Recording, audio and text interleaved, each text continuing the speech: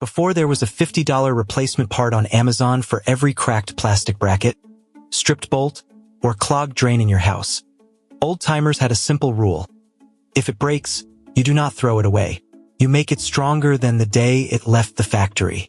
Most modern homeowners spend thousands of dollars every year replacing tools, calling out plumbers, and throwing away high-grade equipment that simply needed an old-school fix.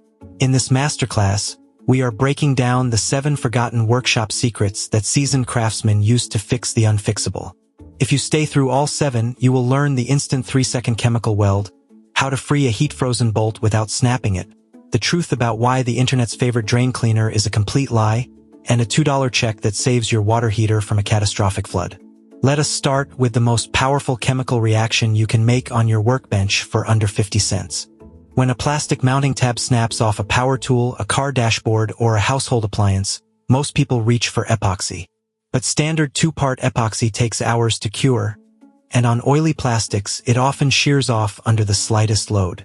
Old craftsmen and repair technicians have known for decades that plain baking soda and liquid cyanoacrylate, standard superglue, create an instant, rock-hard acrylic plastic weld. Here is the exact chemistry. Cyanoacrylate glue requires trace moisture or hydroxyl ions to trigger its polymerization chain. When you apply superglue directly onto sodium bicarbonate powder, the baking soda acts as an aggressive chemical catalyst. It forces the liquid cyanoacrylate into an instantaneous exothermic reaction, fusing the powder and liquid into a rock-solid, non-porous resin composite in less than 3 seconds.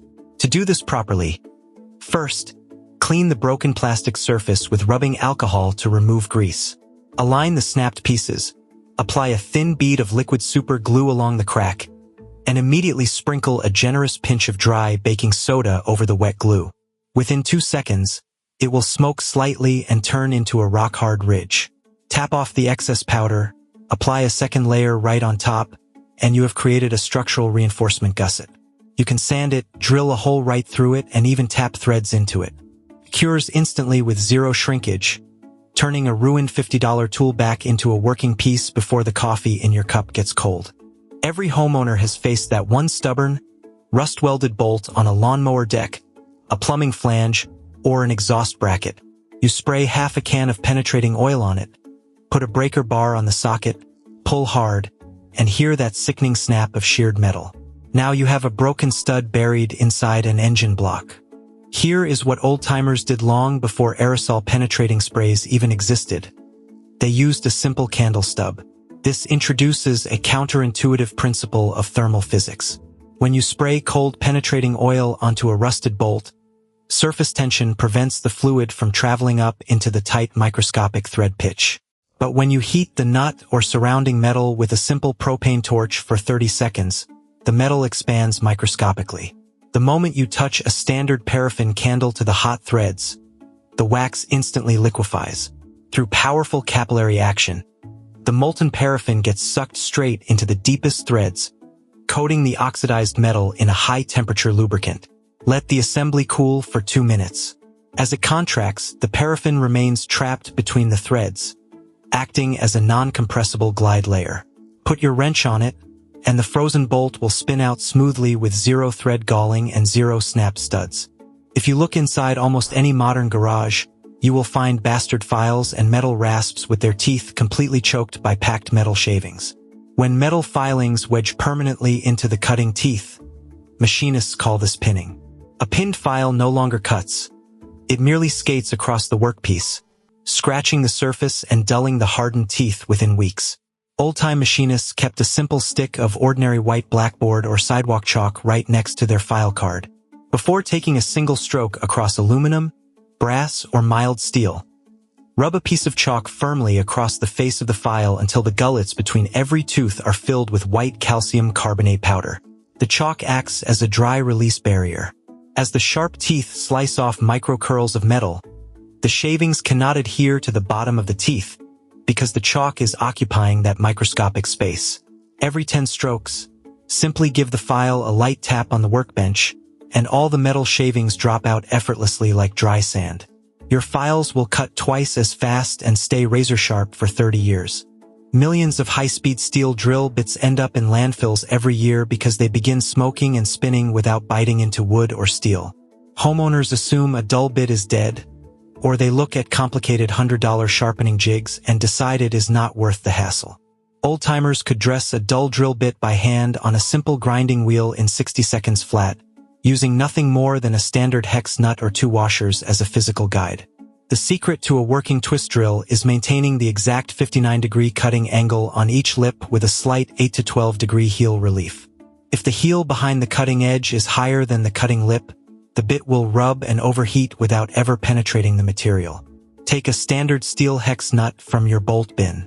The corner angle of a standard hexagon is exactly 120 degrees, which means half of that angle is 60 degrees, almost identical to the 59-degree factory drill tip angle. Hold your drill bit against the hex nut flat to check your angle, lightly touch the cutting lip to the spinning wheel for 2 seconds, and smoothly drop your wrist to grind the heel relief. A single quick pass on each side restores the razor-sharp chisel edge, saving you $40 on a new drill index every single project. Now, we must address the single most widespread piece of false advice on the entire internet: pouring baking soda and vinegar down a slow drain. You see videos with millions of views showing foaming bubbles, promising that this magic mix dissolves clogs. But here is the basic chemistry that every seasoned plumber knows. Baking soda is sodium bicarbonate, a weak base. Vinegar is dilute acetic acid. When you mix them together, the dramatic fizzing is nothing more than carbon dioxide gas escaping into the air.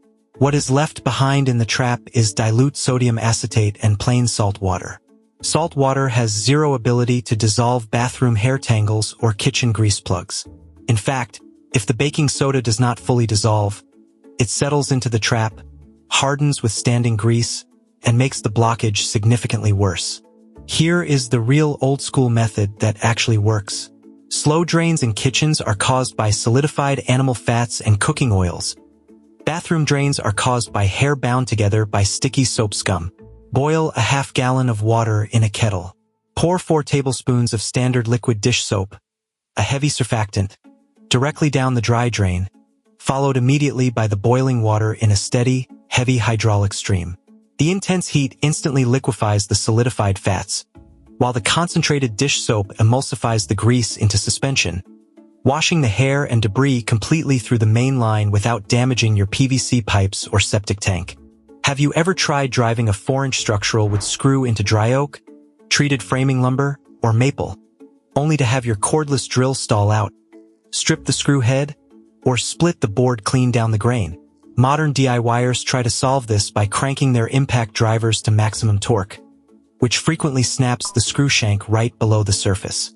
Old-school carpenters never drove a long fastener into hardwood without first dragging the screw threads across a simple bar of dry bath soap. Paraffin wax works, but dry tallow-based bar soap is far superior because it contains sodium stearate. As the screw enters the dense wood fibers, the dry soap melts under friction, coating the steel threads in a dry lubricating film. This reduces driving resistance by over 70%. The screw glides effortlessly into the densest hardwood without splitting the grain, even without a pre-drilled pilot hole. It saves your driver's motor, doubles your cordless tool battery runtime, and ensures the screw head seats perfectly flush without stripping. Finally, let us look at the most expensive appliance in your basement: your water heater. Plumbing companies love water heaters because the average tank fails after 8 to 10 years, resulting in a $2,500 emergency replacement and costly water damage. But water heaters do not fail from the outside.